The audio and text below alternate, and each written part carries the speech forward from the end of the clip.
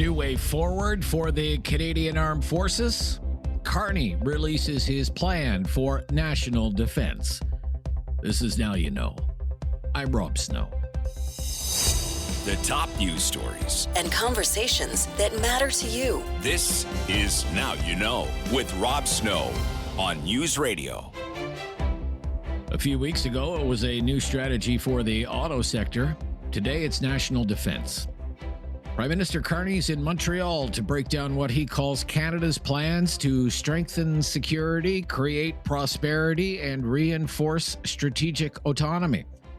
Many of the details were leaked to the news media ahead of today's announcement. They include some lofty goals, including increasing exports of defense equipment by 50% and creating 125,000 defense-related jobs all within the next 10 years. During his speech, Prime Minister Carney said spending on national defense will amount to hundreds of billions of dollars in the coming years.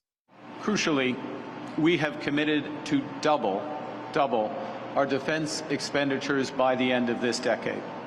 And that amounts to an additional $80 billion over the next 5 years. In addition, as part of our NATO commitments, we will invest an additional $45 billion per year on domestic resilience, yielding both security and economic benefits. In total, over the next decade, Canada will invest $180 billion directly in defense procurement, $290 billion in defense and security-related infrastructure, and create over $125 billion in additional downstream economic benefits. Another goal of this defense strategy is to increase the share of military-related contracts that go to Canadian companies by 70%. Traditionally, Canada's mostly relied on American military contractors for much of its equipment. Prime Minister Carney said Canada needs to become more resilient, and that includes national defense. Our national security and our economic security go hand in hand. To those ends, as the Minister mentioned, we are announcing Canada's first ever defense industrial strategy. It's a bold plan to get our armed forces what they need when they need it. It's a bold plan to scale Canadian defense companies and to put hundreds of billions of dollars into strategic sectors of our economy while creating over 125,000 high-paying jobs across Canada. The comments from Prime Minister Carney today come just days after David McGuinty, Canada's Minister of National Defense, told a conference in Munich that the government is making some of the largest investments in national defense in decades. Canada is moving quickly. We are launching the single largest, greatest reinvestment in our Canadian Armed Forces in probably 60 to 70 years. We're launching very shortly a new defense industrial strategy for the country. We've worked with about 2,000 companies to arrive there. We've taken a look at 17 countries comparatively to see what worked, what didn't work, what did they learn. We understand that partnership is going to be critical going forward. We're very, very hopeful in terms of laying out 10 new sovereign capabilities. What can we build? And if we can't build it, where are we going to partner? With whom would we partner? And if we can't do that, where are we going to buy it? What kind of partners? What kind of like-minded countries do we want to buy from? So we're looking at a complete rebuild of the Canadian Armed Forces, top to bottom, from the bases up. And we're procuring, frankly, hundreds of billions of dollars of equipment. We're rebuilding 33 bases on the ground. We've brought in the single largest pay increase for our soldiers in about 40 years. McGuinty would go on to say Canadians' perception of the need to make these investments has changed because of changes in the global situation. In Canada, people have finally, I think, woken up to one fundamental fact. Our geography will no longer protect us.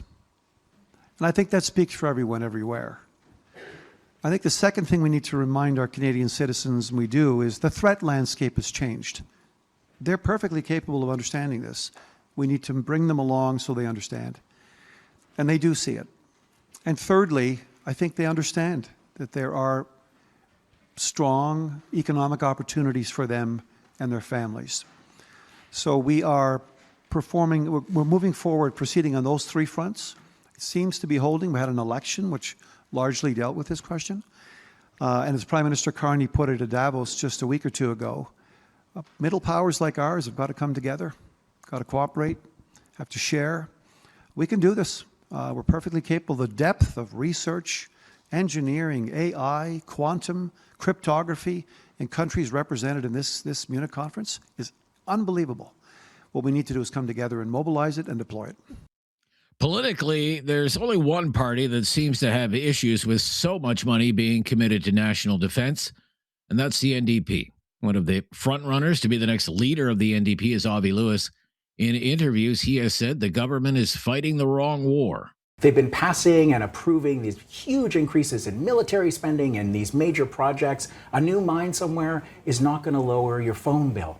And nobody's focused on what people are actually going through. And instead, they found $9 billion for new military spending. We're buying these rockets from the Americans, that the ones they gave to Ukraine, and then they turned off the intelligence sharing that helps them target. And we're going to buy those from the Americans. That's going to keep us safe. If we're going to go to war, let's go to war against the real emergency, the real enemy that we face. And that's people just trying to get by.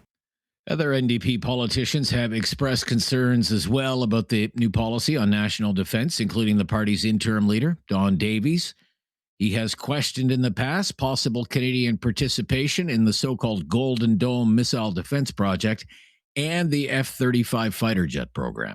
The F-35 project is facing massive cost increases and delays. These include F-35 costs that have increased to $27.7 billion, double the original estimate. And these do not include other elements needed to achieve full operational capacity. Other essential infrastructure upgrades and advanced weapons will add at least another $5.5 billion to that bill. Construction of 2 new fighter squadron facilities to accommodate the F-35s is more than 3 years behind schedule. Under Prime Minister Carney, Canada has agreed to spend 5% of its GDP on defense and security by the middle of the next decade. The government's also created the Defense Investment Agency to be led by Doug Guzman, a former top executive at the Royal Bank. And Canada is also going to be part of the International Defense Security and Resilience Bank. Several Canadian cities are trying to become the global headquarters for that bank because it would bring almost 4,000 jobs. Politicians from Montreal, Toronto, Ottawa, and Vancouver all trying to lure that bank's headquarters to their cities. I'm Rob Snow. This is Now You Know on News Radio.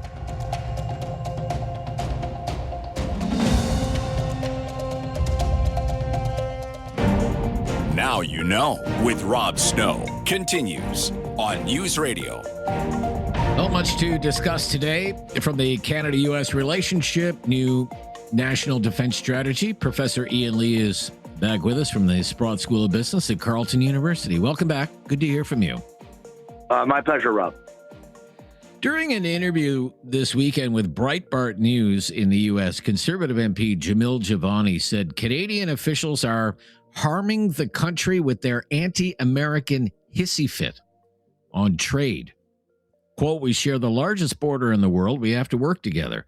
But for Canada in particular, 3/4 of our exports go through the United States. We're shooting ourselves in the foot if we continue this anti-America hissy fit. This is the kind of reason I'm trying to talk to our government and some of the Liberals who have gone way off the reservation on this, he said.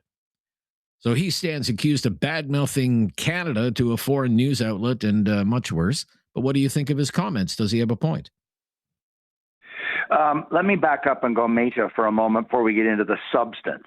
One Liberal MP said today that this Conservative MP, who is criticizing the Liberal government policy and the leadership, a Liberal MP said that Jamil Javani is a fascist.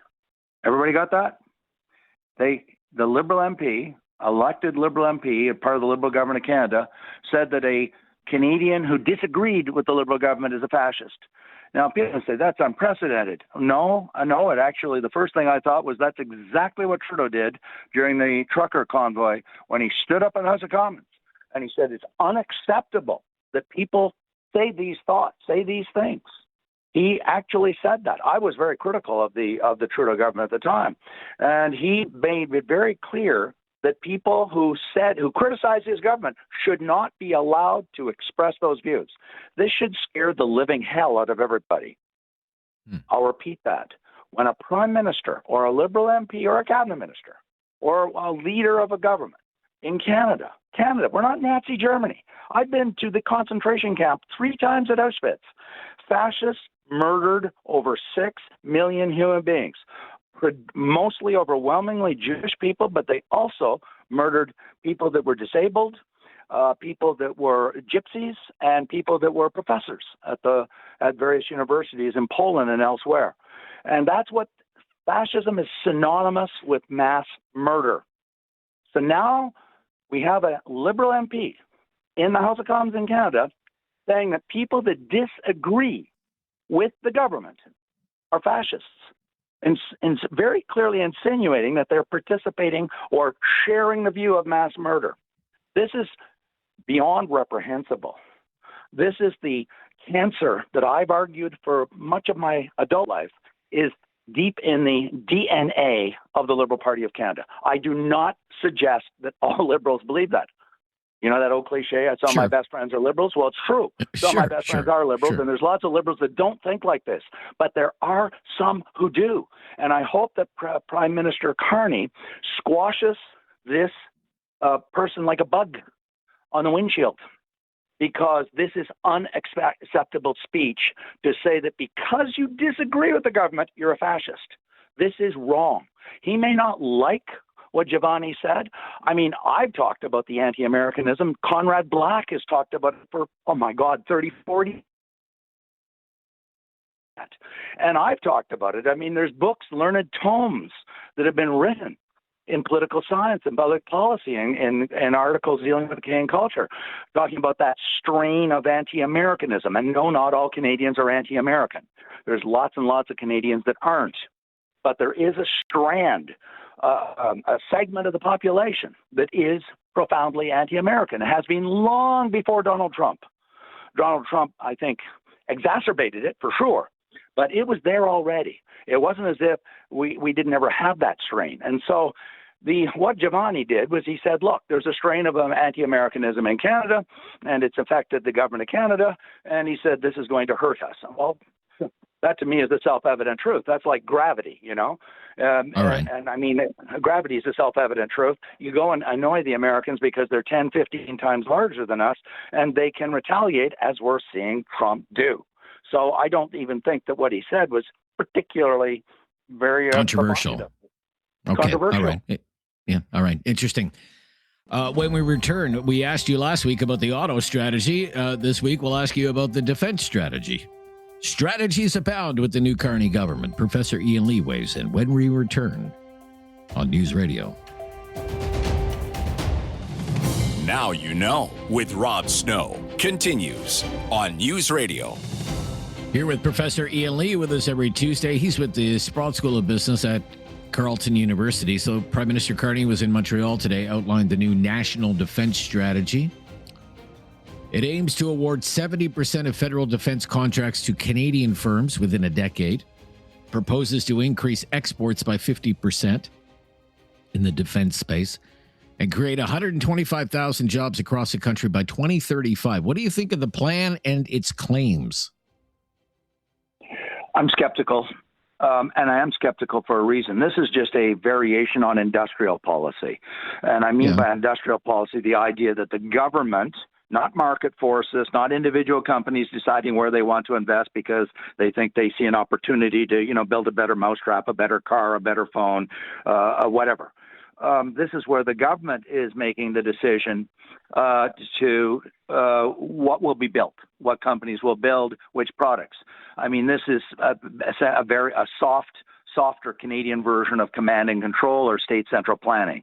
And I've been arguing and researching and teaching for 35 years that the countries that practice this the most aggressively have been some of the most significant failures. I'm thinking of Argentina. We don't have to use the extreme case of the Soviet Union, which did fail, by the way. It shut down and went out of business because it went bankrupt. But you can look at countries like Argentina. which was once one of the wealthiest countries in the world in 1918, and then it collapsed down to the current disaster that it is. Countries like Iran. There's lots of countries in the developing world where they engage in state central planning, command and control, top down, where they determine what will go forward and what will succeed or not. So that's what I'm not happy about. Of course, we want a defense policy. Of course, we want to, and we've already made commitments for 30-odd years to increase our spending. Of course. Sure. That's not the question. The question is the execution. And the execution is that the government's going to choose the companies, and even more so, they're going to insist that they will only be buying most of the products from Canadian companies. That's called protectionism. And we have seen, and the Bank of Canada has talked about this very extensively for the last several years, our productivity has gone down precipitously in the last 10 years. And I know some people don't want to talk about productivity, but the very famous progressive liberal, Paul Krugman, who won a Nobel Prize, said, you cannot increase your standard of living over time unless you increase your productivity. And so one of the biggest, I believe, and certainly I think, Carolyn Rogers of the Bank of Canada and others believe that protectionism is a major contributor to the decline in productivity for the simple reason. What's wrong? What's wrong, though, Professor, if I could just jump in there, a little tight on time, but what's wrong with trying to grow the domestic defense industry? We have a lot of good jobs in that industry. If you don't choose what companies are going to go to the Super Bowl. You have them go out, and do you know what they do? They compete with all the other companies. Don't like the Super Bowl, it's American. Okay, let's use the Stanley Cup. Okay, it's not the will of government to pick which company is going to go to the Stanley Cup. They get out there and they, beat their brains out against each other in an 80-game season or 84-game season. And so what this does is when you have a protectionist culture and law, legal framework, what it does is it reduces the need to innovate, which is the driving force of the market economy. Schumpeter taught us this. Why do you reduce your innovation? Because you don't have to. You've reduced the number of competitors that can take your market share away. That's why competition, head of the Competition Bureau said this. I sat beside him in the House of Commons Finance Committee. He said what the spur to innovation is competition, because that spurs, motivates, incentivizes all your competitors to be more competitive by, for example, innovating. If you foreign competitors, you reduce the need to innovate. And my exhibit A, for those who say this is just theory, is I just remind everybody of your cell phone fees, the highest in the world. Because guess what? We only allow 3 companies. We will not allow Verizon to come here, or T-Mobile, or French Orange, or other cell phone companies. And so we end up paying a price. We have higher prices, which is what theory and practice has taught us, and we have far less innovation. Okay. So what we're going to do is drive down the economy and make it weaker, not stronger. Time will tell, I suppose. It's within a decade. The timelines are within a decade. Our timeline has run out, and I'll have to talk to you next week. Thank you. Bye-bye. Professor Ian Lee from the Sprott School of Business at Carleton University, with us every Tuesday on News Radio.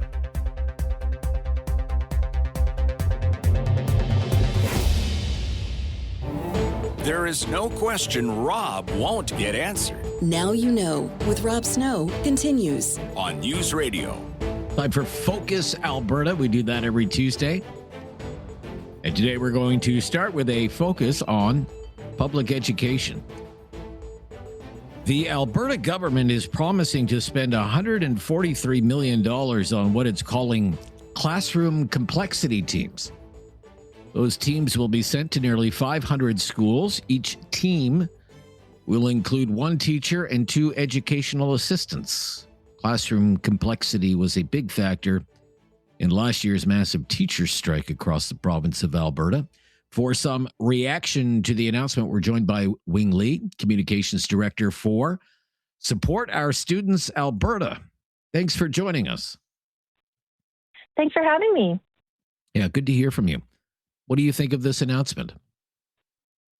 Yeah, so last week's announcement is just that, an announcement by the government, which sounds like a step on paper, but we have to contextualize, the current state that we are living in the education world. So first of all, time-wise, we are more than halfway through the school year. Although, the winter temperatures are bringing us a little bit backwards in the seasons. But, schools have been open since September under immense strain. And this has been going on for a few years now. So, we want to see targeted support. We need to see interventions. However, Alberta still sits lowest in terms of per student funding in the entire nation, even after this $143 million allocation. It's really, a drop really in a bucket, a small life raft, a single life raft in the tsunami, if I can frame it that way as an analogy. Okay. So you say what's needed is more targeted support. What does that look like? Well, we need system-wide support. So the government's own data showed that almost every classroom in Alberta has some form of what they deem complexity or challenge, but they've just triaged the highest priority in this allocation, this $143 million. And that's about, you said 500 schools, 476 classrooms. However, that leaves almost 90% of students, untouched by this allocation. So where are the students going to go, right, for the next few months? Who's going to help those other students? So the government is calling this early intervention by leaving out grade 7 to 12. So there's no plan for the older kids. And the government's own data showed that there are classrooms that have 60 students in them in this province right now. And those are not the classrooms that are getting the help. So that's what we mean by, different targeted system-wide supports is what we need. And we also need long-term support. So this is a one-time allocation. What happens next year? Okay, so what would you do to improve it then? What would you do to improve it then? How could it be improved? It's still $143 million, significant sum of money. It is a sum of money. However, life raft in a tsunami, but still $143 million. As I mentioned, we're about $2 million beneath the national average, right? So other provinces are managing at an average that's higher than Alberta. So if we want to move up, it's going to take more than $143 million. What I would like to see is sustainable allocations such as this time over time. So ostensibly, this is a pilot project, right? I will give them that this is a trial. However, where will this staffing come from? Currently in this 476 team or number, they're starting to pull from the supply, so that's a substitute pool. And already we are seeing vacancies. So even if these teams do get online, and granted they enter the classroom before June, then what happens next year, right? What happens in September? These students are still going to go to school. So what we want to see as an organization is budgets that reflect the population growth and the real inflation rates that every school everywhere, regardless of their profile, are experiencing. The dollars are just not going as far in the long run. So yeah, this is definitely one part of what is needed. And what we need is a much more systemic support that has more widespread reach. Okay. What sort of classroom complexity is impacting learning for students? Yeah, so that can come in all different shapes. The government is characterizing it as learning disabilities, mild to moderate or high to very complex. So that can be in the form of physical or cognitive disabilities. There's also language. So for learners for whom English is not their first language, they are learning that within the classroom. So language needs, and there's also, other cultural components that differ by region. Also for Indigenous learners, they've categorized that on their data. So complexities can come in lots of different forms, and it is not, like a single kind of characteristic. And that adds to the complexity too, right? Like different modes, different support systems are needed for individual students when they enter the classroom. Okay. So as I mentioned, it says that these teams will be one teacher and two EAs. What do you think of that makeup? That is a start. We do need more specialized teachers and also specialized EAs. My concern is where will they come from, right? In terms of the hiring pool, we probably need a province-wide call-out. If we're going to need teachers anyways that are trained and have the specifications, that means that, they have to come from somewhere. And they're not in Alberta right now, as far as we can tell in our vacancy rates. All right. Thank you for your time, Wing Lee. Nice to hear from you today on the issue. Yeah, thanks for having me. Yeah, from Support Our Students, Alberta, SOS Alberta. I'm Rob Snow. This is Now You Know, Focus Alberta Part 2 on the way. Bit of a change in the weather for the Calgary area with a winter storm warning in effect for today, but in recent weeks, it has been downright balmy and dry again. So we're going to talk about the weather, big picture, next on News Radio.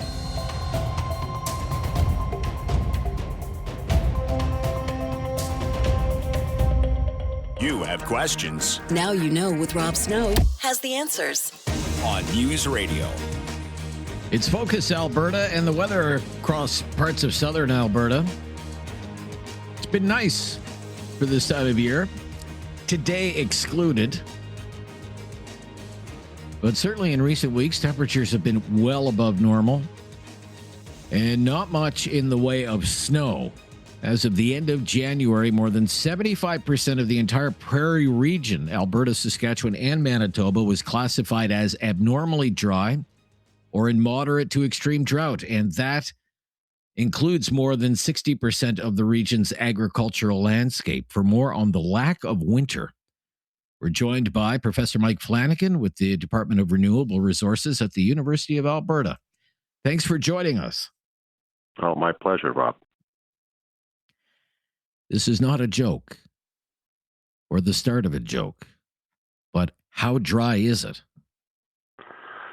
It's abnormally dry, and some areas are in drought, and this is concerning for a number of reasons. I'm a fire guy, so I'm looking at it from a fire lens, and so it's a concern that we may have yet another active fire season. It sets the stage. Our fire season will depend on the day-to-day weather that we get. Hot, dry, windy weather is most conducive to fire, and how many new fire starts we get. And about half of them are started by people, which are preventable, and half are started by lightning. There have been news reports about fires already in Alberta. How unusual would it be to have fires in February in Alberta? Well, we actually do have fires burning as we speak, even though the weather is not very conducive for it. There's been 25 fires so far in 2026, and our fire season in Alberta officially starts March 1st. It used to be April 1st, but about 10 years ago, we kept on having fires in February and March, so they bumped it up to March 1st. In some years, it's not an issue. Other years, it is. Up north in the forested areas, there's been a fair bit of snow this winter. But that doesn't mean that the drought's going to go away because the ground's frozen. And yes, there's been some warm weather of late, and though the cold front's gone through now, but there has been that warm weather that was melting the snow, but it wasn't soaking into the ground because the ground's frozen. So this still is a concern. Now, the long-range forecast for this summer is hot, okay? But it looks like it's supposed to be wetter than normal for May. And that actually is our busiest month for fire in Alberta is May. So maybe this is a good sign that we'll get one of these quiet years. We haven't had one for a while, but maybe this will be the year. And that dries out in the summer. So be on guard, observe the fire bands. And if you see a fire, call 310-FIRE and report it right away. So what right now, given the conditions that have already happened, what are you expecting from the fire season? So that's a really difficult question because it's still February, and our models of what the future weather have to be taken with salt, a fair bit of salt, especially for precipitation. So it is concerning that there's this underlying drought condition over much of Alberta and the Prairie provinces, and the fact that the long-range forecast is warmer than normal. And I have much more confidence in that forecast than the precipitation forecast. So if it's warm and dry and we get those lightning storms or we get people starting fires, I used to say, there'll be bad years for fire and there'll be quiet years for fire. But we've been seeing so many bad years, I'm beginning to rethink that, to say, maybe we're going to have bad fire seasons every year now because we're getting warmer and warmer. And that's, there's two types of drought. There's one is where we don't get any rain or precipitation. The other is because the temperatures are so high, they're very efficient at sucking the moisture out of the vegetation, out of the soil. So that's kind of like what we call a flash drought. And we're seeing much more of those as our temperatures get hotter and hotter. And, as we get warmer and warmer, our fire seasons are getting longer. Like I just said, there's like 25 fires thus far in 2026, and we're just past mid-February. So it's almost like we're talking fire year now instead of fire season. Wow, interesting. As I mentioned, Calgary's under a winter storm warning, maybe 15 centimeters. Some places could get 20 centimeters. But given the weather recently, is that meaningful in any way? That could it have any impact on, say, the trajectory? So for southern Alberta, this snow will, because the ground's not frozen, because you've had such warm weather, that it will soak into the ground. That's good for agriculture, and it's good to keep the fire situation dampened for a while. But, the fire season is still ahead of us, so we have to wait to see if this is a pattern that repeats itself. We get more and more precipitation events, and then we'll be okay. If, this is just a one-off and we stay dry again, well then, alarm bells are almost ringing saying, watch out, there's a potential for another bad fire season. Professor Flannigan, I really appreciate your time today. Thank you so much. My pleasure. Yeah, from the University of Alberta. This is News Radio. No question goes unasked or unanswered. Now You Know with Rob Snow returns on News Radio. Hey, if you're ever looking for a podcast of our show, Now You Know with Rob Snow, great new mobile app.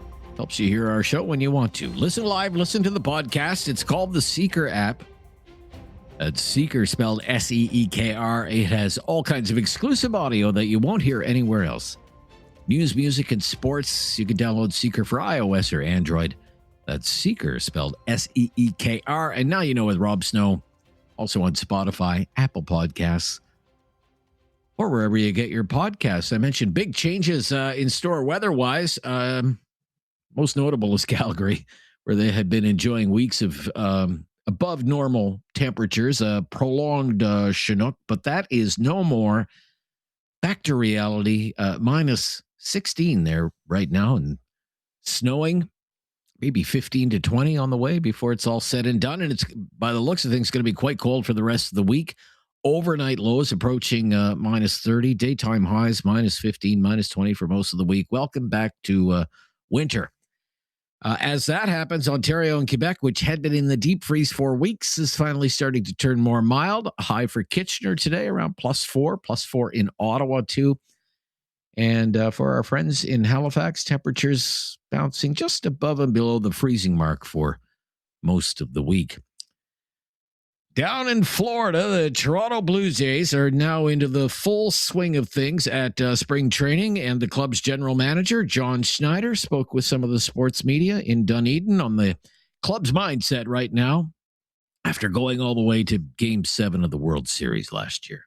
Yeah, I think not shying away from last year, kind of recognizing the past and kind of what we did to get to this point, kind of past, present, and process was my message, right? What we did last year, let's continue to carry over into this year, but not.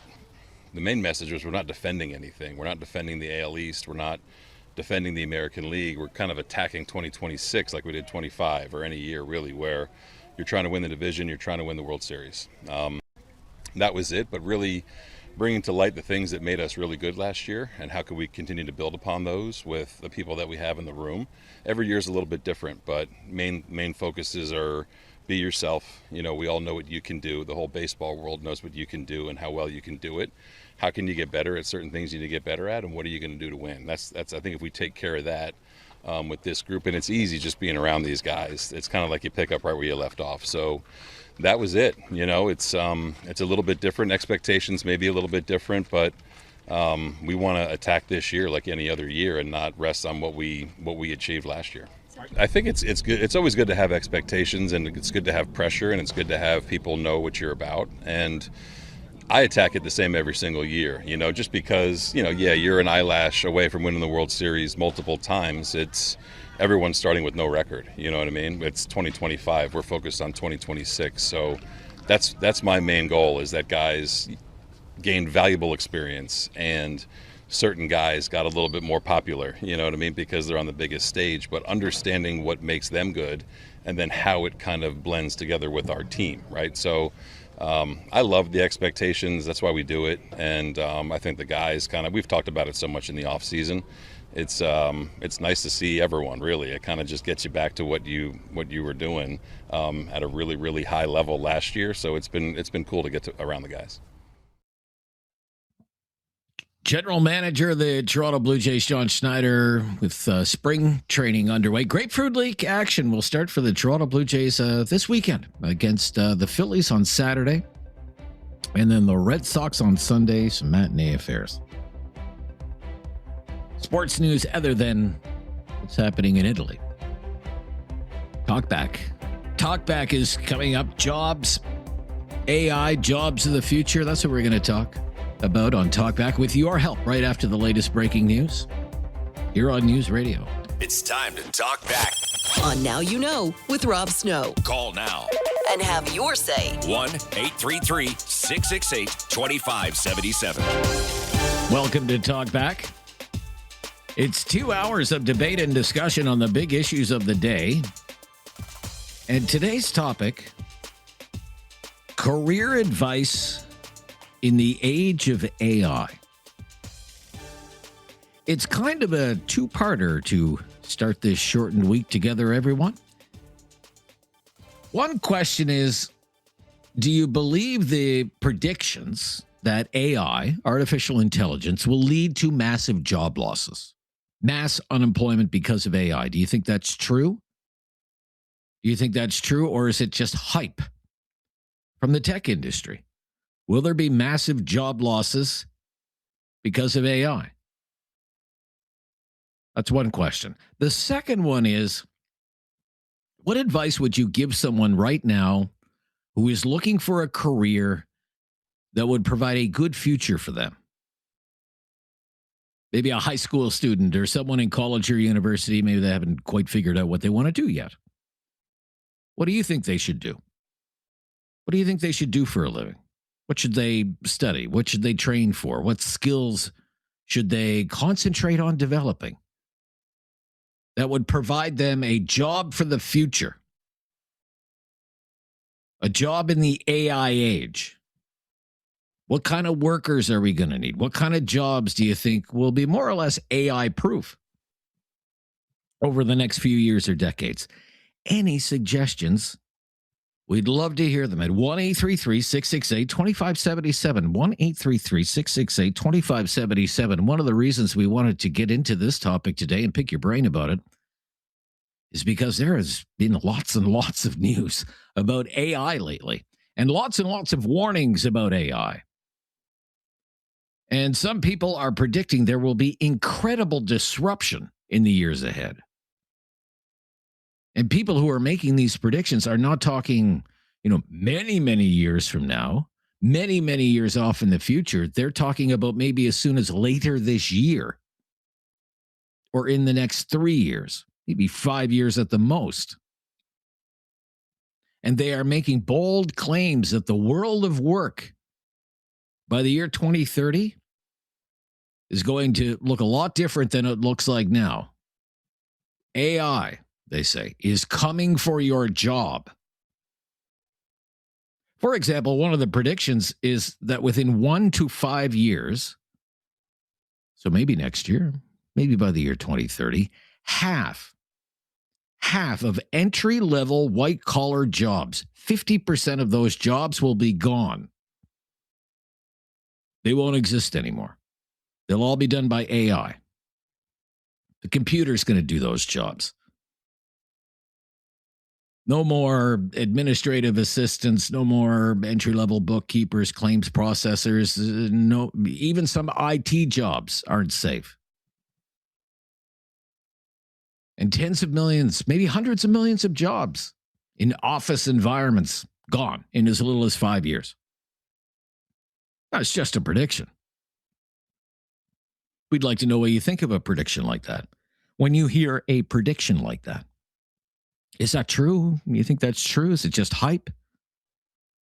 There's always lots of hype in the tech space about how some great new technology is going to change the world. What about AI? Is it just hype?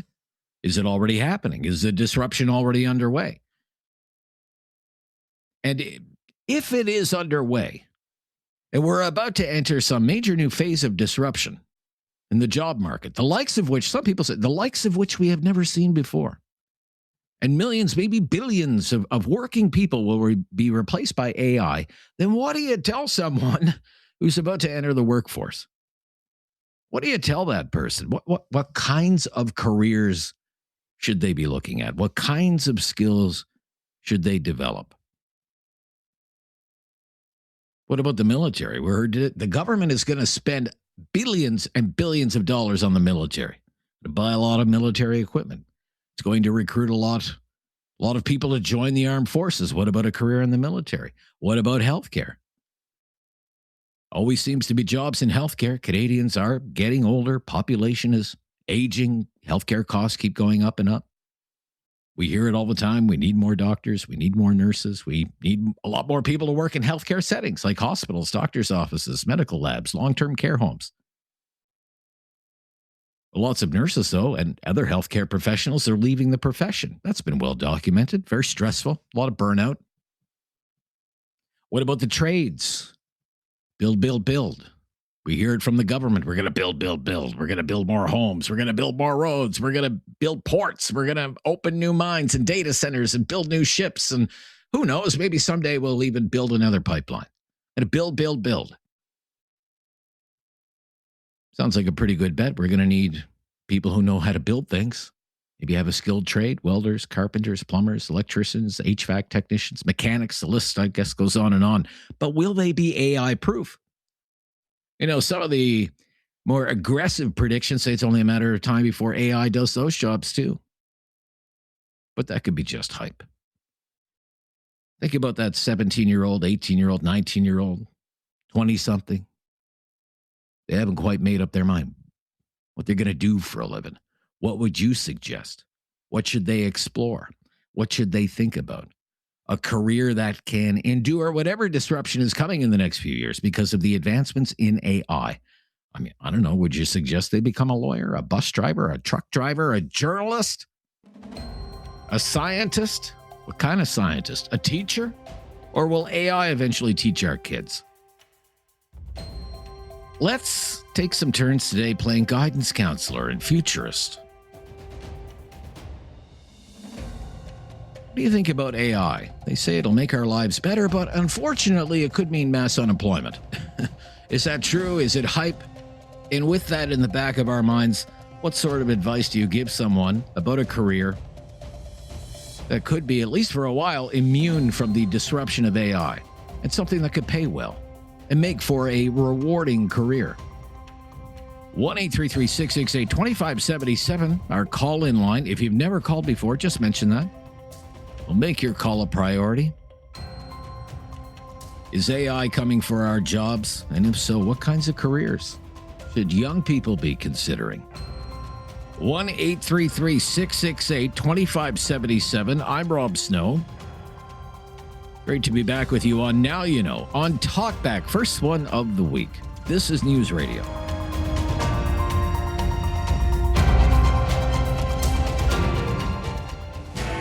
something on your mind you want everyone to know? Call now. Hello. 1-833-668-2577. It's Talkback on Now You Know with Rob Snow. AI and the careers of the future. That's what we're kicking around today on Talkback. What do you think of the claims that there will be massive job losses because of AI? Do you believe those claims? Do you think they're just hype? And what kind of advice would you give someone about to enter the workforce? What sort of careers should they pursue that might be able to survive some of the disruption caused by artificial intelligence? 1-833-668-2577. Let's start in snowy Calgary today. Lee is in Calgary. Hi, Lee. Good morning, Rob. How are you? Yeah, very good, Lee. What's your opinion? Interesting topic. I'm a Gen X builder. I build for a living, right? And I've had a rewarding career with it. It's hard on the body and all, but, for AI to basically infiltrate the building, it's going to be hands where, like, if I was going to give advice to anybody, anything where you could use your hands and your mind at the same time is where it's going to have to be, I would think, because I know a lot of young white collar folks that are really struggling to find work because of things like AI, things like too many people looking for the same position too. There's just not enough people in the trades, and you're right about saying the government wants to build, they want to do this, they want to do that.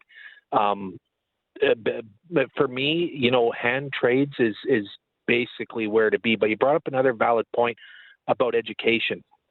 I think, like, I got two nieces that are in education, and I think AI is already involved because I think they build all the curriculums, right? So I don't know how many people are actually, like the curriculums are being thrown out like crazy. This is coming straight from my niece, and she's saying, I don't know who wrote these curriculums sometimes, right?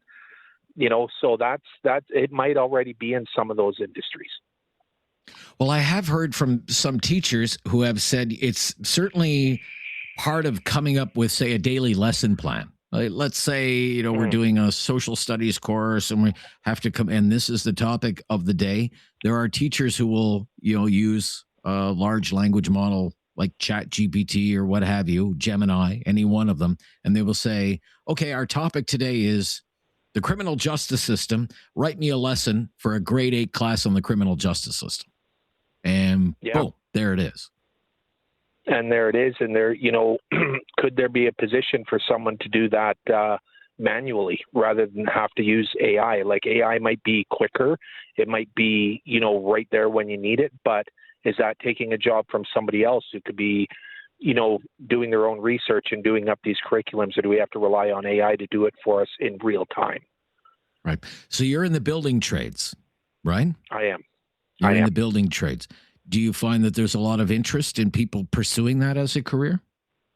Well, some of the generations coming into the workforce now, they're not as excited about it as maybe, like, I'm a Gen Xer, right? So when I came into it, it was, it's all I knew. Just go and get it done.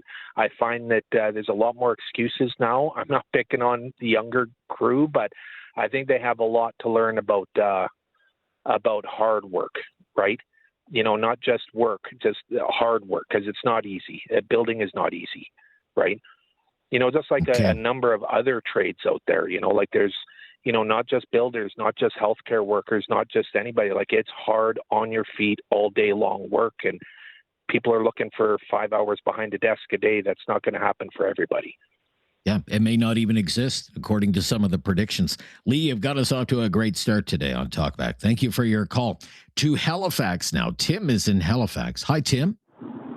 Hi. Hi, Tim. What's your opinion? I'm going to go with the last caller there. Like, one thing for sure, people are always going to need to use the bathroom. So if you become electrician, plumber, steam fitter, any of these, carpenter, people need places to live, and it's like he said, I think it's gonna be a more sustainable job choice for, like, people. All right. Could you envision a time, because there are people who are making predictions that they're talking about mass unemployment, and at first it'll be, the white collar jobs, people who sit in front of screens, but eventually the technology will become so advanced, it will be married with robotics, and there will be AI carpenters and AI welders and that kind of. Could you see that happening, or is that the stuff of sci-fi? What do you think? The industry that I'm currently in, I'm a journeyman steam fitter by trade. I've done various trades over the course of my life, steel framing, but currently I'm a longshoreman. So I work on the boats and stuff like that. I think it's going to be a long time because they're trying to introduce automation at the port I'm currently at, and it's just not practical. It doesn't adapt fast enough, and now you're getting into cutting edge robotics. When you start talking hands-on, like they might be able to do maybe the architect's job or the engineer or something like that. But as far as actually hands-on, yes, they have it in like car factories and stuff like that. But taking that to site to renovation, a new build, or the wide range of in-between jobs, you get service calls, I don't think robotics are going to be there. And I'd give it a good maybe 20 years or 30 years before we actually see like infiltrating the trades to that extent. Okay. Do you find people in the industry that you're in, Tim, younger people, are they entering the workforce in your industry? Are they interested in it? My industry is kind of a unique beast in itself. But yes, there's a lot of young people that are getting into it. I work in the port of Halifax here, so as far as I can tell, there's still a high demand. Things got to come in and out of the country. Sure thing. Okay, thank you. Very good. AI jobs and the careers of the future. Have your say. 1-833-668-2577 here on News Radio. Have something on your mind you want everyone to know? Call now. Hello. 1-833-668-2577. It's Talkback on Now You Know with Rob Snow. AI and the careers of the future. If there's going to be an age of disruption because of AI, what kind of career advice would you give someone trying to enter the workforce? Greg is in Calgary. Hello, Greg. Thanks for calling, Greg. You're on the air. Fantastic topic again, Rob. Thank you, Greg. Jeffrey Hinton, I agree with the last two callers, and I concur with your view as not being science fiction. But one of the fathers of AI, Jeffrey Hinton, Nobel Prize winner 2024, he was asked the same question, and he said plumber. In terms of a profession. Plumber, yes. You're talking, he's a top AI researcher from the University of Toronto, Jeffrey Hinton. Right. He said in an interview recently, AI systems are advancing at a pace that has been much faster than expected. Right.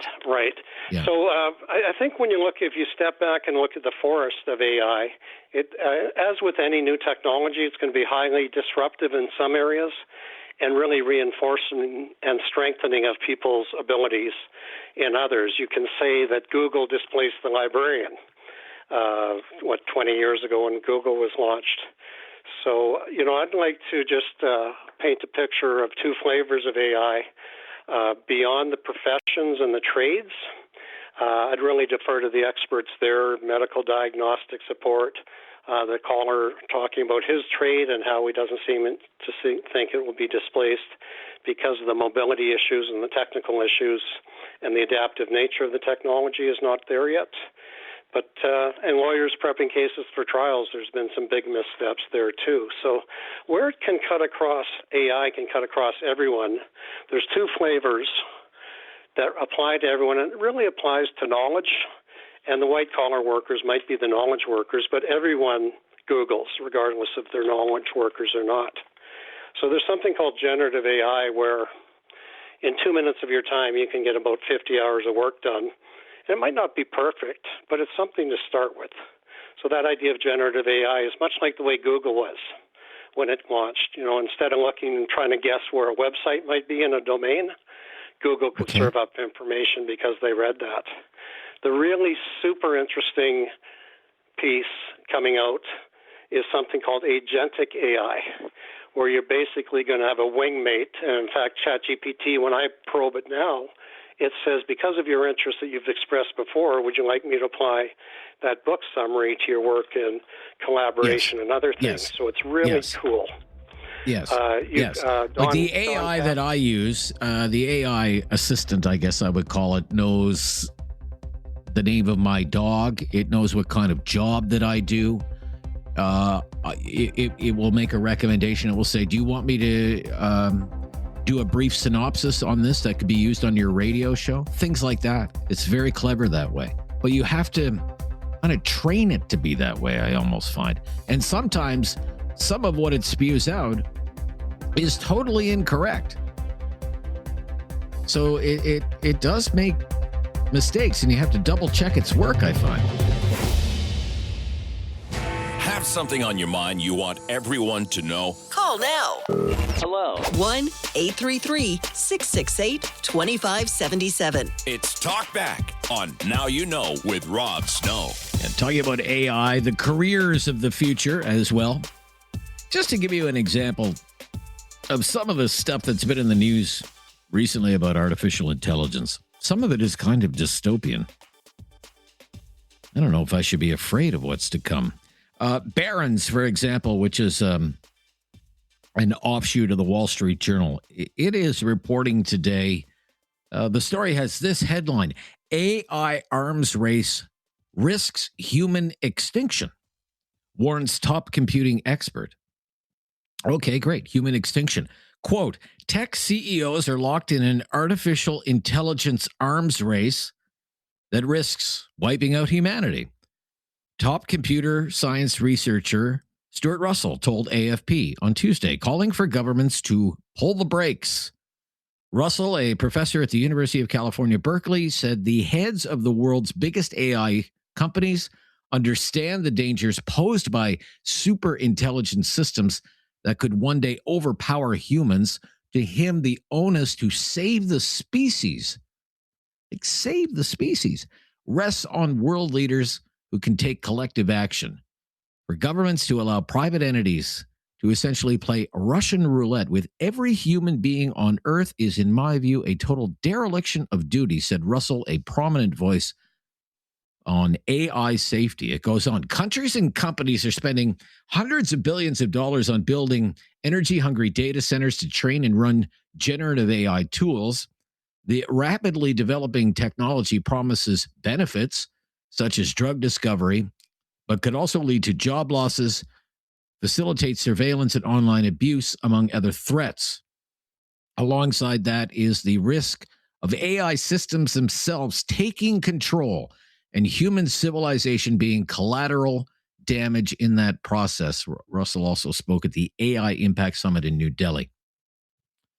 End quote. I believe our new minister of AI, Evan Solomon, is at that AI summit in India right now. So AI could be great. It could also lead to the extinction of humanity, which would be kind of a downside. But what impact would it have on jobs? What kind of advice do you give a job seeker, someone about to enter the workforce? What sort of career should they be thinking about? That's what we're kicking around today on Talkback. 1-833-668-2577. A couple of lines there for you if you want to grab one. Calgary again. Robert is in Calgary. Hi, Robert. Hello. Hi, Robert. Good to hear from you. What's your opinion? Yes, thank you for taking my call. I like this Russell guy, really. This AI threat, I think he's spot on. And this is sounding a little old, perhaps, but there was a movie out in the early 80s, I believe, called Westworld. And it was the original version. Yul Brynner was in it.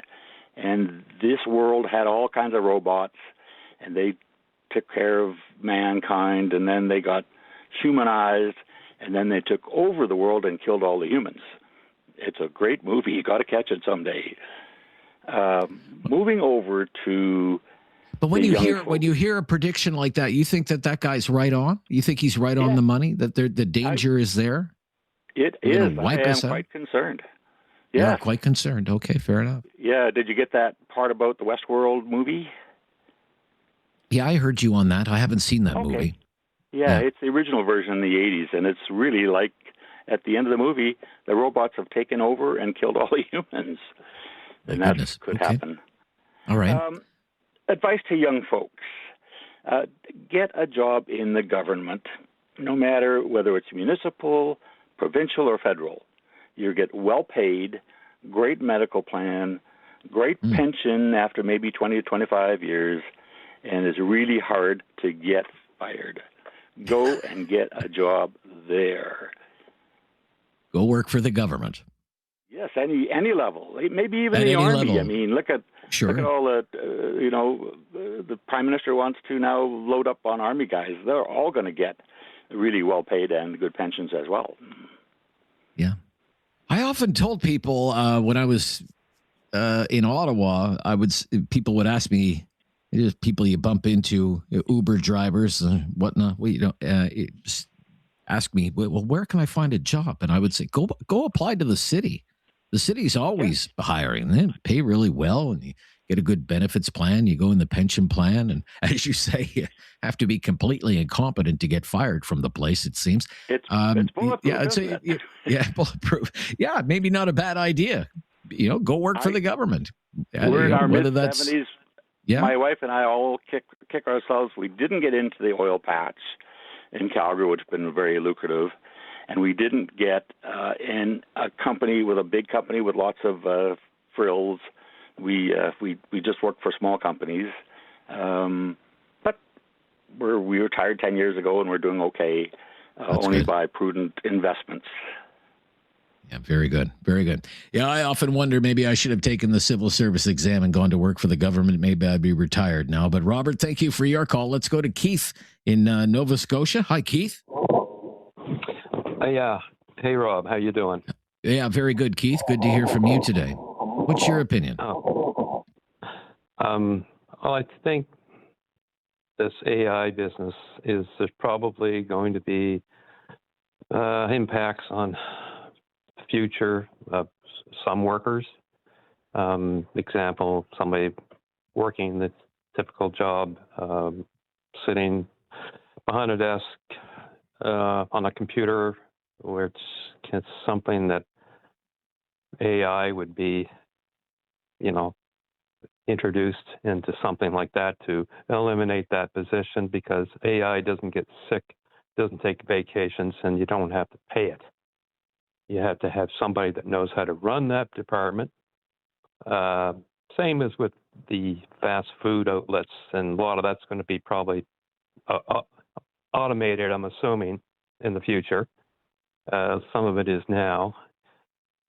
But I think that as far as practicality goes, there's always going to be jobs for something. Like, you come to the trades course, but not everybody wants to be in the trades.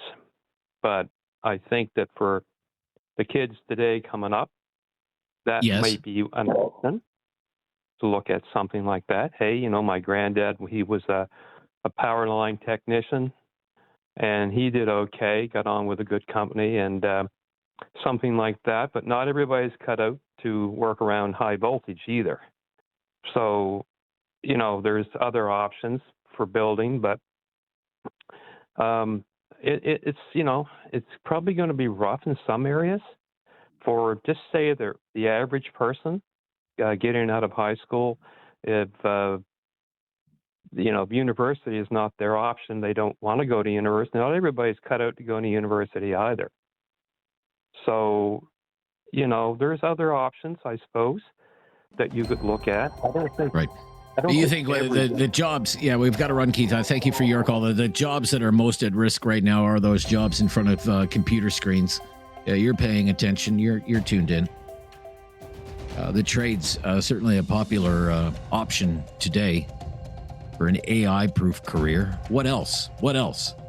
You know, what about people who are not, say, mechanically inclined or good with their hands? What are they supposed to do? 1-833-668-2577 and have your say on Talkback. Have something on your mind you want everyone to know? Call now. Hello. 1-833-668-2577. It's Talkback on Now You Know with Rob Snow. We are talking about AI today and careers for the future. What do you think about these claims? There will be mass unemployment because of AI. That's out there. That's one of the claims. There will be mass unemployment. We may even need a basic income because people will need some sort of dignity and a reliable income in the age of AI.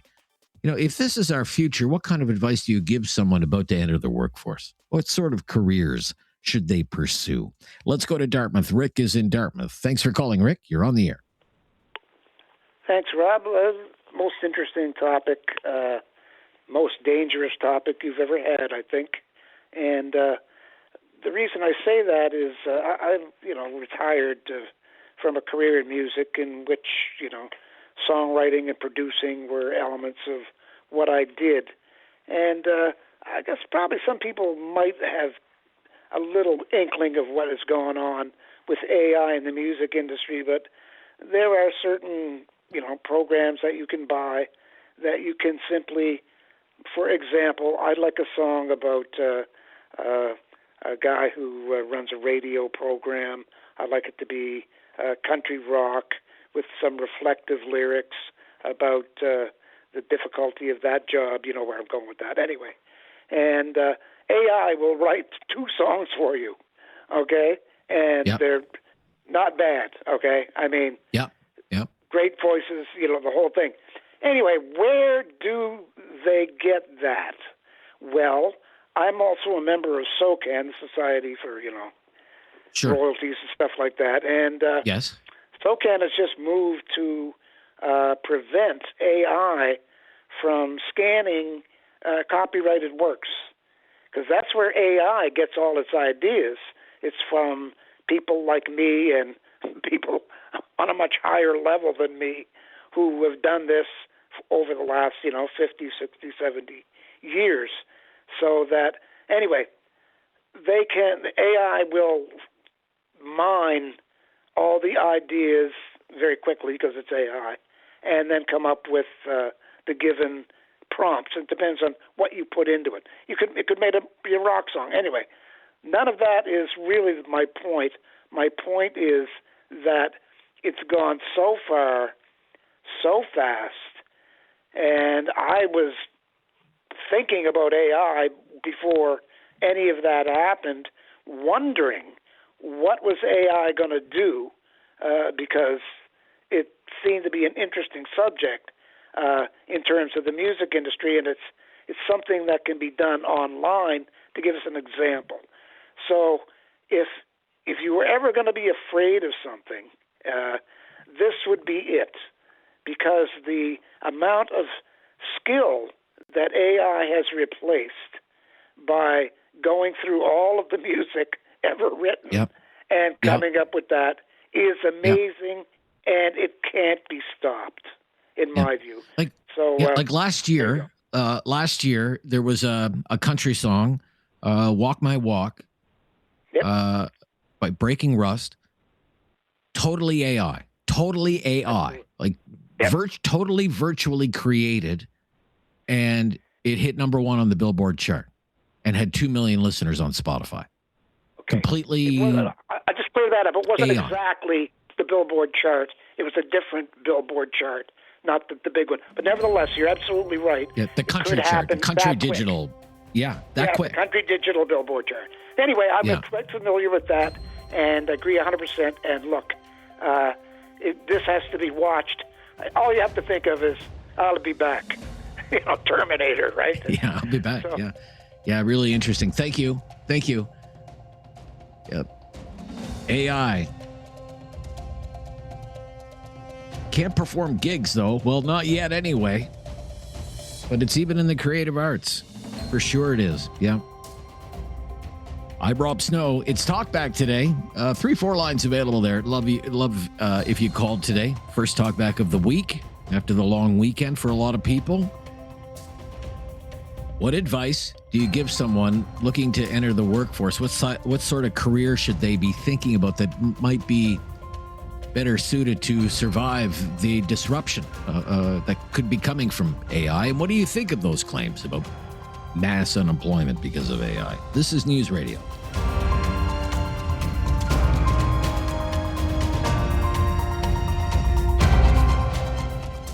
Have something on your mind you want everyone to know? Call now. Hello. 1-833-668-2577. It's Talkback on Now You Know with Rob Snow. On AI and the careers of the future. Al is in Halifax. Thanks for calling, Al. What's your opinion, Al? Thank you.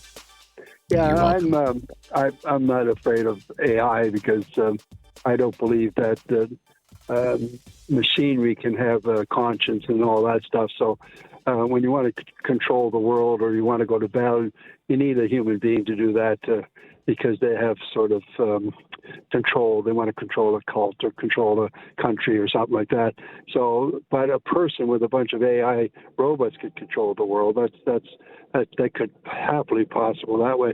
But if you look at workplace, you're looking at what are you replacing? You're replacing all the jobs that are happening. So all those jobs are replaced by robots, and they have to be taxed. You definitely have to tax it because the government would collapse without money coming in from employment and stuff like that. So you have money coming in from the robots it's probably a lot more tax than a human being would give because you wouldn't have to pay the health care, the dental care for the robot and stuff like that. So that could be added to the pot. So you're looking at a guaranteed wage, like basically for human beings. And people look at that and say, well, that's just a thing of the future. Well, when they were driving a horse and somebody came up with a car and said, what's that? That you'll never sell them, right? It's the same thing. We're scared of the future, I think, is what people are scared of. But I can't see a machine developing feelings, and that's what war is all about, right? So it's I can. But you could see a time, Al. And I'm sorry to interrupt. You could see a time when AI becomes so advanced and perhaps takes so many different roles that everybody else is getting a basic income, like a UBI or guaranteed basic income, whatever the case might be. Could you see that happening? Yeah, I could see it happen because they improve so much, the robots. Like it's just every day you hear something, surgery, all that stuff. So it's eliminating everything. And so what you're doing is you're creating people with no money, and so then they got to have a government with no money. So they have to have some kind of policy together so that the AI people who own the AI robots would have to pay the governments that would give the ability for us to eat and live and then survive, right? That's the way I look at it. What advice would you give someone who's about to enter the workforce right now, given this sort of disruption? What would you say to them? Don't worry about it. Tell them to get it. I have two relatives that are.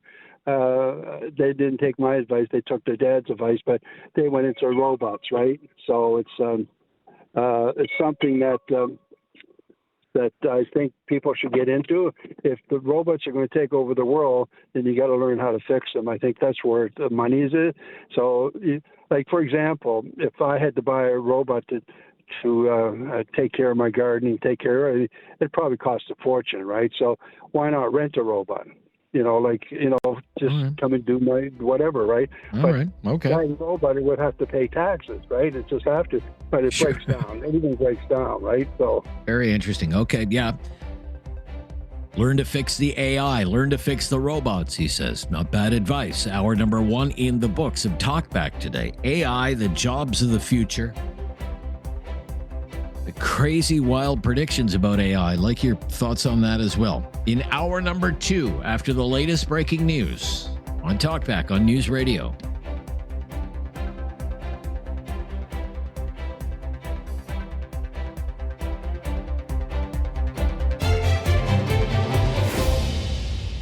It's time to talk back on Now You Know with Rob Snow. Call now. And have your say. 1-833-668-2577. Welcome to hour number 2 of Talkback. Great to be with you again today. And join our discussion. We're talking about AI, jobs, and the careers of the future. That's our topic today. What do you think about the claims that there will be massive job losses, mass unemployment? What are the predictions in the news media today? Unemployment will spike to 20% in the near term because of AI. When you hear these claims, what do you think? Do you think it's just hype? There's been lots of hype in the tech sector before. What kind of advice would you give someone about to enter the workforce?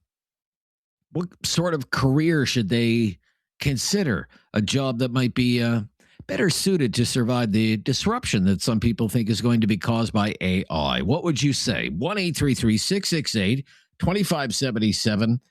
And let's get hour number 2 underway. Sean is in Calgary, and he's up first. Hi, Sean. Hey, Rob. How are you? Yeah, very good, Sean. Thank you. What's your opinion? Excellent. Well, my opinion, I'll give you some context of where I come from. I'm a lifelong fine artist that works in the visual arts. I'm actually teaching a drawing class tonight, and I have fully embraced AI, generative art, creativity. I love it. It's multifaceted. There's lots of pros and cons to it. There's lots of, AI hate out there. But I believe that young creatives like my son, who has just graduated from high school last year and would like to follow in my footsteps by going to the Alberta College of Art and Design, I would say to him, embrace it. It's here. Find a way to work with it. Put the human into the AI when it comes to the creative arts. I agree with everything that your previous caller in the music industry was talking about, but I do think that it's the way of the future. And if my son is listening, son, I know you hate what I'm saying right now, but embrace it. Find out how to use that new tool. All right. So how do you use it in your work life? I use it to many ways. I'll try to keep it concise. So, for example, in tonight's art drawing class, I'm fully transparent with my students. I'm teaching a landscape drawing class tonight, and when I want to teach them that, I'm fully open to let them know that it's specifically catering to what the key points in the learnings in the class are. I'm able to generate AI art that's specific to that. I'm able to storyboard the stories that I tell. So being an artist who draws and paints, I'm a storyteller, and AI makes me excited to be able to talk with it and collaborate with it with the language that I went to school for, and being able to put the human into what is right now being called AI slop. So it's just another layer to creativity. I'm not talking about all the other industries where I think it's very problematic, but as far as movie making and storytelling and all that kind of stuff, there's still going to be actors, there's still going to be comic book artists, there's still going to be people who paint and do portraits and all that kind of stuff. It's just a new tool. AI is the new printing press, it's the new acrylic paint, it's the new camera, it's just the new tool, and we got to find ways to bridge the gap between traditional and new media. I'm just curious, do you pay to use it? Some people have a subscription to an AI app or what have you. Do you pay to use it? Or? Great question, Rob. I've done this for about going on 4 years, right when Midjourney and Stable Diffusion started with the image generation. I pay for some programs that I know are top level and are going to put out the best stuff that I can craft with it. And then there's what I would call consumer apps. That's not a word. I'm just coming up with it right now, that are like, make my dog dance, like that kind of stuff is interesting. There's something to be learned from it. I wouldn't pay for that stuff. But then there's also right now, I'm in a trial with one app that I think is going to be really incredible because they're rolling it out new. I've got a trial period for it. And so I'm gathering as much information where I can, wherever I can get it. And if I could, just one final question. This is very interesting. You've been using these sorts of tools for about how long now, would you say? A few years, you said, right? So I say there's two different, a few years for the static imagery part of things. And and the video generation part of it is just over a year where it's worthwhile. And what I want to get at is how much advancement has there been in this technology in your industry, say, like in the last year? How much better has it become? It's unmeasurable, the amount, exponential. The way that it's happening, it's rolling out. Yes. The program that came out about 3 months ago was Google's Gemini VO3. There's already a new one coming out that I can't get my hands on. I spent the whole weekend trying to get trial subscription to what's called Seed Dance 2.0. And they're already hyping Seed Dance 3.0, which is supposedly going to be able to generate 15, 20-minute long videos. So it's mind-boggling how fast it's working. So to all those young creatives out there, my son included, get into it. Sharpen your hand skills, sharpen your imagination skills. Imagine everything that you couldn't draw happening for you as the ideas are coming. As they're coming into your head, you can, as fast as you can type them in and sculpt them with your words, they will appear on your screen, and being a visual person, you'll be happily satisfied. Get over the AI hate, embrace it. It's here. I'm probably going to get some traditional artists that are going to come after me today. All right. Interesting. Yeah. Thank you. No, it's really interesting. Your call today, Sean, and how you're using that in your own day-to-day occupation. We'll be right back. Great first call for the hour. Thank you so much in Calgary today. We'll go to Halifax next. This is News Radio. Have something on your mind you want everyone to know? Call now. Hello. 1-833-668-2577. It's Talkback on Now You Know with Rob Snow. AI and the jobs of the future. Let's go to Carl. He's in Halifax, and he's up next on our topic on Talkback. Hi, Carl. Hey, Rob. Thanks for taking my call. Yeah, I hate AI. Oh, I can't stand it. Whatever. I mean, it's like when I Google stuff now, AI is just right in there, and I'm not getting the information I want. It's just crazy. All right. I wanted to bring something up. Now, like that gentleman, it's working for him in certain places and so on. But now to separate fact from fiction, whatever. Back during COVID, I don't. If you recall this story, literally, and they didn't release the information for a long time, like 8 months or something. They didn't want the information to get out. But this guy was shutting down robots at the Elon Musk plant in Austin, Texas.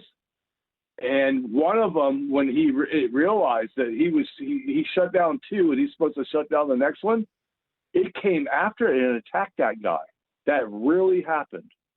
Really? And I don't know. First I've heard of it. I mean, well, a lot of people, that's what I'm saying. They swept that information under the rug, but that came out, and that's true. It wasn't on YouTube or anything. This was major news. And then it went away. Everybody forgot about it. It's like, oh, whatever. It was some mishap. The robot malfunctioned or whatever.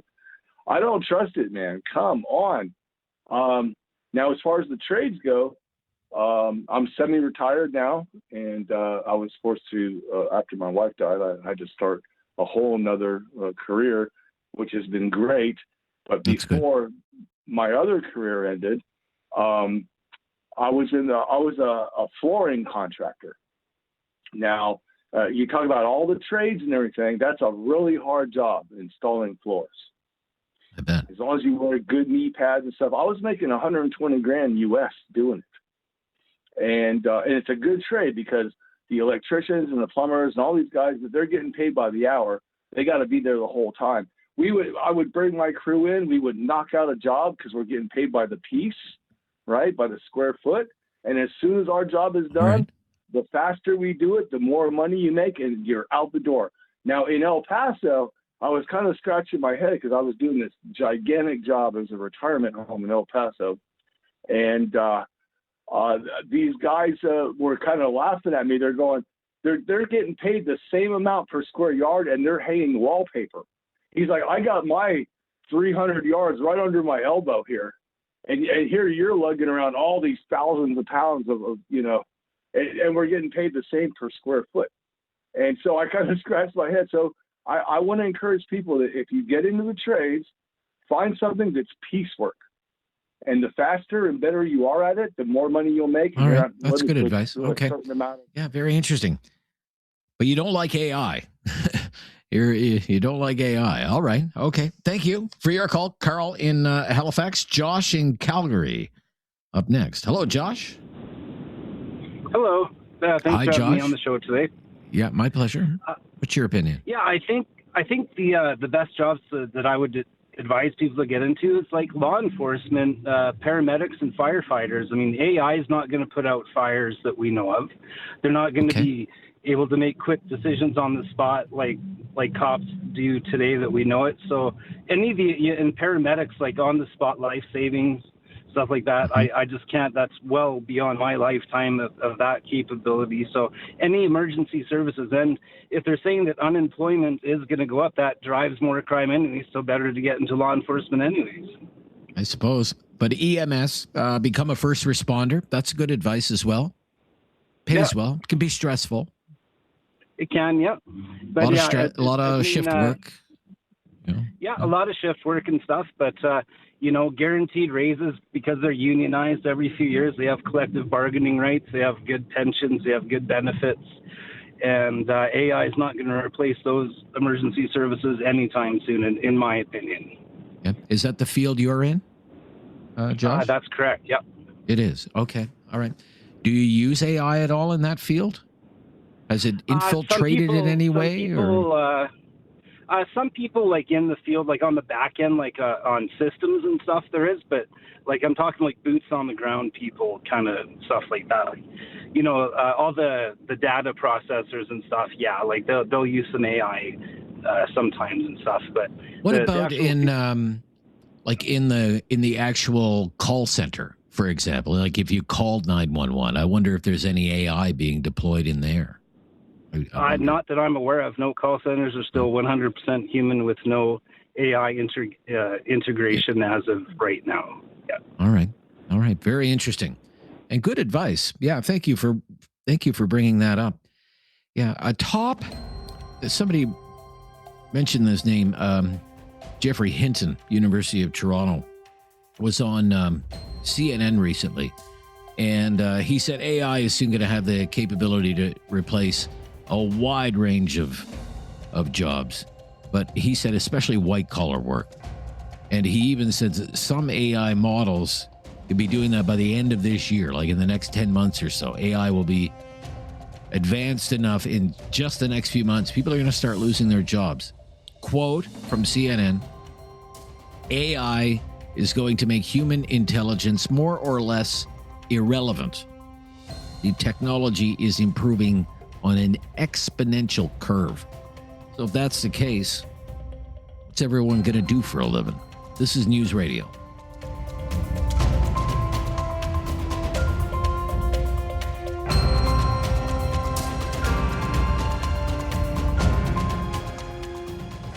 Have something on your mind you want everyone to know? Call now. Hello. 1-833-668-2577. It's Talkback on Now You Know with Rob Snow. We're kicking around AI today. Jobs, careers of the future. Tony in Calgary up next. Hi, Tony. Hello, Tony. Hi, Rob. How you doing? Yeah, very good, Tony. What's your opinion? Well, AI is something that's come to stay. It's definitely not going anywhere. Just like some of the fellows you had, best you learn how to work with it and not against it. So I currently work as a marketing manager, and I can't even tell you on the state how the use of AI has helped in marketing, really. So before now, things you could do in days and hours in marketing, you can literally do them in minutes and sometimes in seconds. So what does that do to you? Productivity, exponential, right? Yes, you have to double check the work, but the machines are getting more intelligent by the second, by the day. So that's not a problem. So if you're talking about the jobs, it all depends on your inclination. So if you're inclined to hands-on jobs, you know how to use your hands, then it's best you go for trades or jobs that definitely still require human beings. Even like a barber, I don't see robots in the next 20 years cutting hair. It will happen. But not now. Yeah, Right. so you could go into trades that require human being and some level of mind application to it, right? But if you are good with computers, you like sitting on the desk, go and learn how to manage AI agents, automations, and systems. Because when all this AI is used, because the use case of AI is to create workflows and agents, to build agents, you need a human being to manage those AI agents or workflows. I currently do that now, so I know, right? All So right. I build workflows. Yeah, I build workflows, and I'm currently transitioning into building AI agents and deploying them and managing them. So nobody's talking about that, but there will be human beings required, needed to manage these agents. So Okay, like but a let me company ask you comes if in- we could just maybe cycle back just a little bit in marketing. You said something that used to take weeks or months to come up with whatever a marketing campaign or whatever. Now you can do it in an hour or whatever, right? Or even faster than that. What does that mean for all of those people who work in marketing? Are they all going to be out of work? Well, some will. The only way you can Some do will. that is to, some definitely will. I'll give you a typical example, like copywriting, right? Marketing can't do without copywriting, but look, Claude does the best copywriting among the LLMs. You know what I mean? And you've still got the perplexity. So the most important thing for marketing professionals now is where are you in marketing? If you are at the level of maybe a marketing admin or a marketing coordinator, you're threatened 100% because marketing admin, marketing coordinators do literally the same thing every day.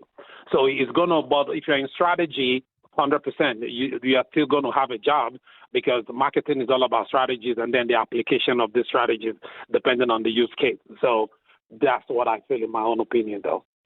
All right, really interesting. Claude is one of the LLMs. That's one of the AI apps that people can use. That's Anthropic, right?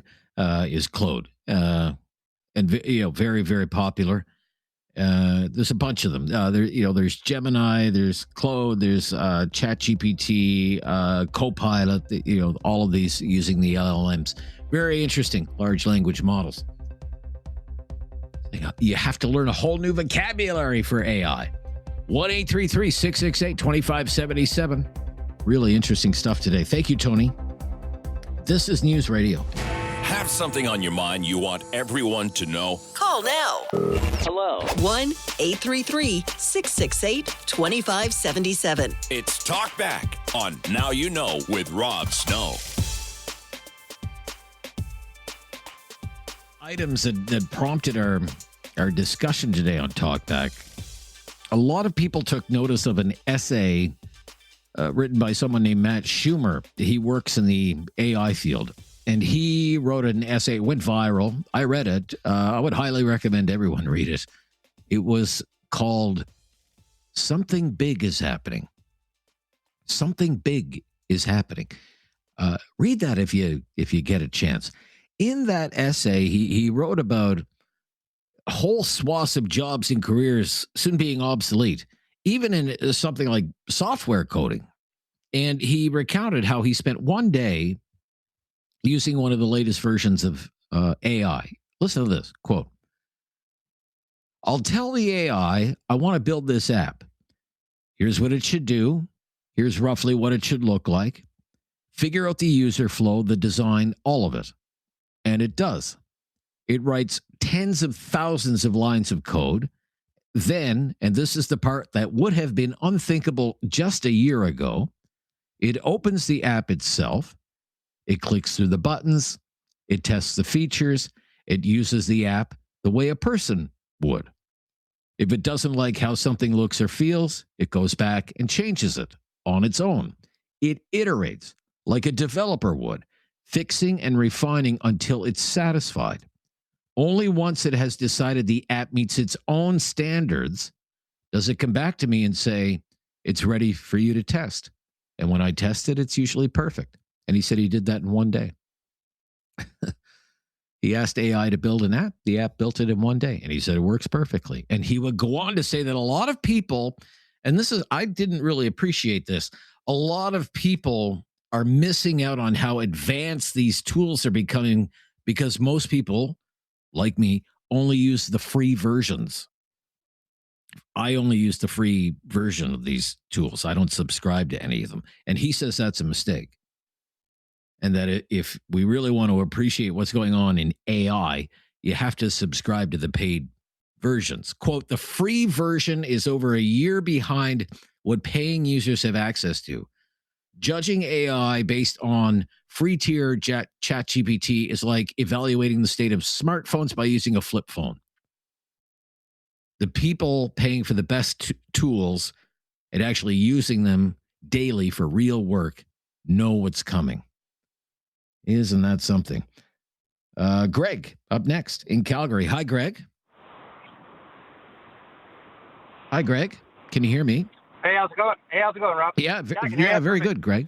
Yeah, thank you for calling. What's your opinion on all of this? Yeah, so I use AI. I pay for the subscription, by the way. So I do pay for AI. I use it in my work daily. I work in the architectural field. One thing it's done really is just acted as a really skilled assistant. I've noticed, I've used AI for 2 years now, and I've noticed that over the 2 years, you really do have to train your AI. Train it to source the correct information, textbooks, point it in the right direction, because it has access to everything that's available on the internet. And because of that, if you don't train your AI, it might not be that quality assistant you're looking for. So that's how I use AI, and I'm always testing it. I'll even log out of AI if I have to ask it a question that I don't want to corrupt what I've kind of built into it over the last 2 years. All right. Speeds up schematic design, productivity, the whole bit. But I'm listening to all your callers, and it's kind of interesting. So, AI is not going to fire you. So companies who want more profit or more bottom line with less people will fire you. So it might be a blessing in a curse or a blessing in disguise, or however you want to think about it, because I feel right now there's a lot of industries, maybe it's accountant firms or, big architecture firms or whatever, white collar jobs. And maybe this is just going to increase diversity. Maybe it'll just create more smaller architecture firms or more smaller accountant offices kind of developing, businesses. All right.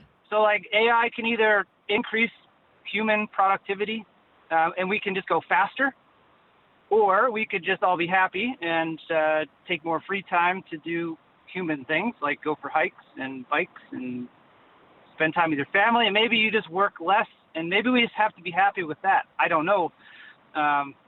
It seems like we have the power now to design, iterate, and schematic design and move quicker. Maybe that helps solving, larger scale problems, but I don't think we as a society know how we want to use it yet. Either moving faster or moving slower. It's kind of a double-edged sword there. Yeah, that's interesting. How would you say in your use over the last couple of years, have you noticed like tremendous leaps in the advancement of this technology in your field? 10,000% increase in its ability. Really? Okay. There's I forget who it is. I was at a kind of a academic conference, and there was a person from some big fancy university in the U.S., can't remember the name. They said AI is the equivalent of the most qualified drunk intern you'll ever have. Okay. It just wants to please. It wants to please you. It wants to please you. So that's where you really have to train it. Like teach it what to read, what not to read, what websites to source. That kind of thing. Yeah. Like I'm using the free version Not all the time, but to prepare for this show, I will use it from time to time. I constantly have to tell it, you have to source your material. You have to provide me. Right? You have to provide me to your base source for this information that you're feeding me, and then I will go to the base source and I will read that. And sometimes what is actually in the source is not at all what the AI offered in the answer.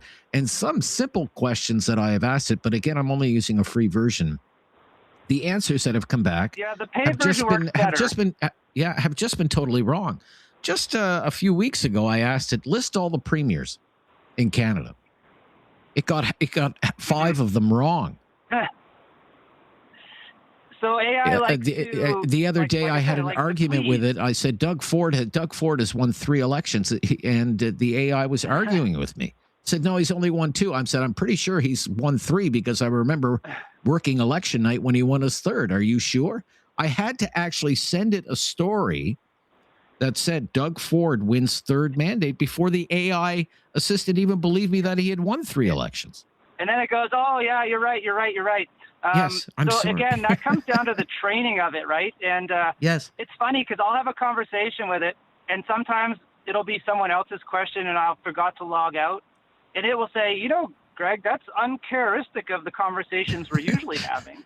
Like, what's going on? So it kind of fact checks and are you asking me? This doesn't seem like the kind of questions you're normally asking me. Yeah. Very strange. I got one more topic for you. So I was talking with a guy, and he develops AI anti kind of cyber terrorist software for the government.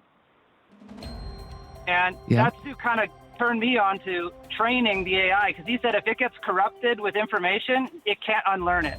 So that's the danger. All right. Very interesting. Thank you. Yeah. AI, jobs, the jobs of the future, warnings, grave warnings about AI.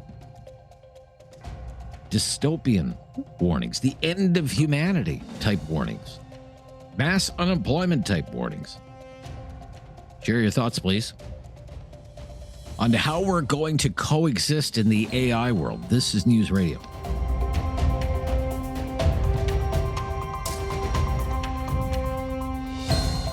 Have something on your mind you want everyone to know? Call now.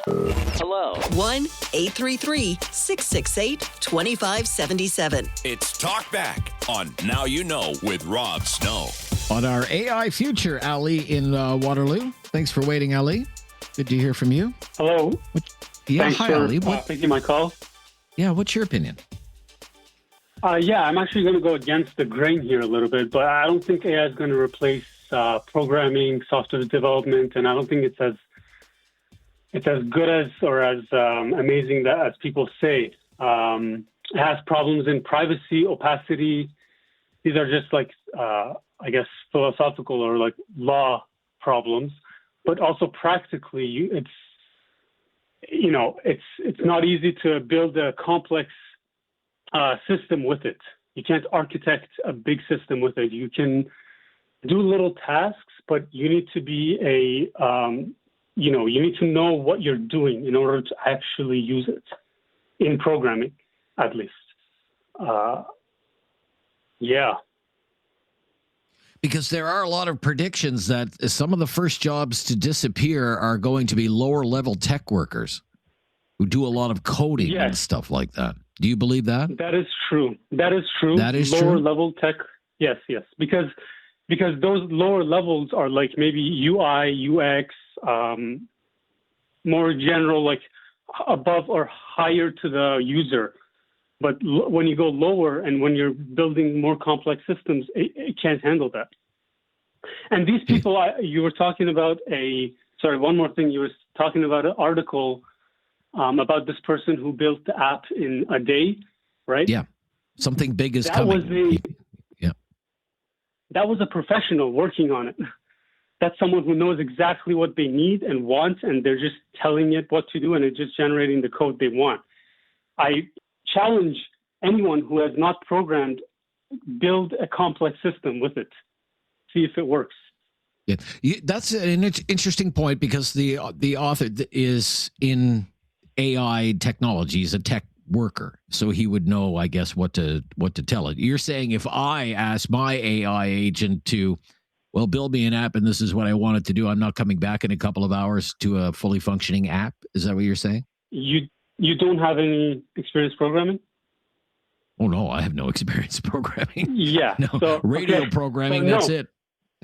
I mean, I know someone who's at their job and they're actually using programming to come up with this thing. And it took them like 4 weeks to come up with something that I can build in a day or two without AI. So, because, she doesn't know what to do, she just says, oh, do this. It's not doing this. And then copies and pastes the code. But like to really get in depth with it, you need to really know what you're doing.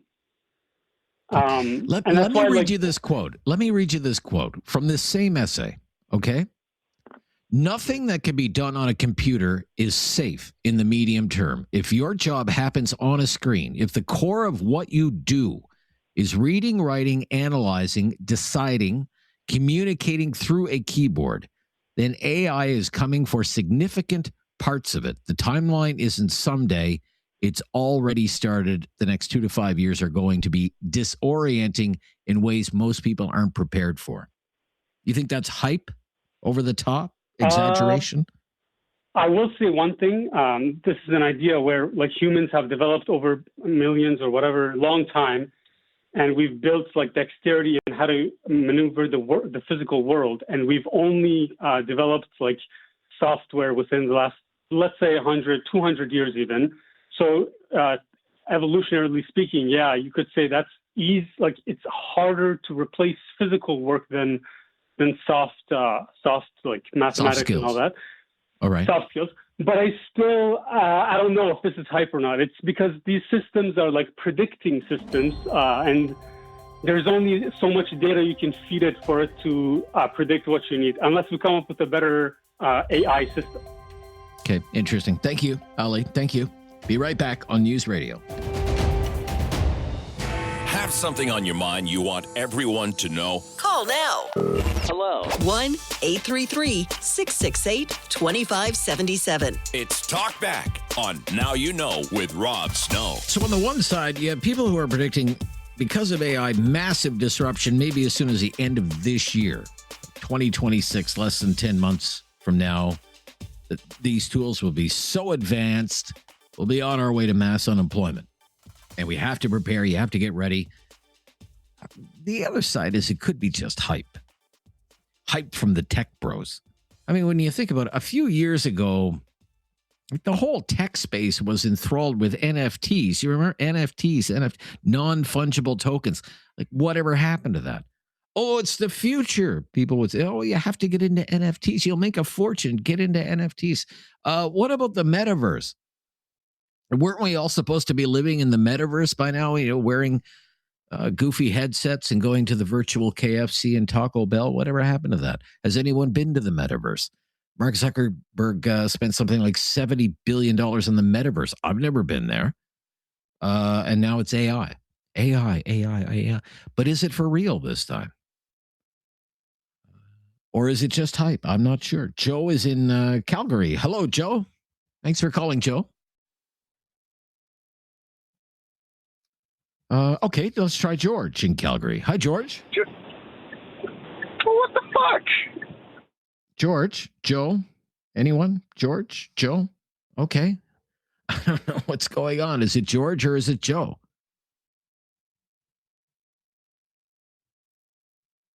Oh, no one. Okay.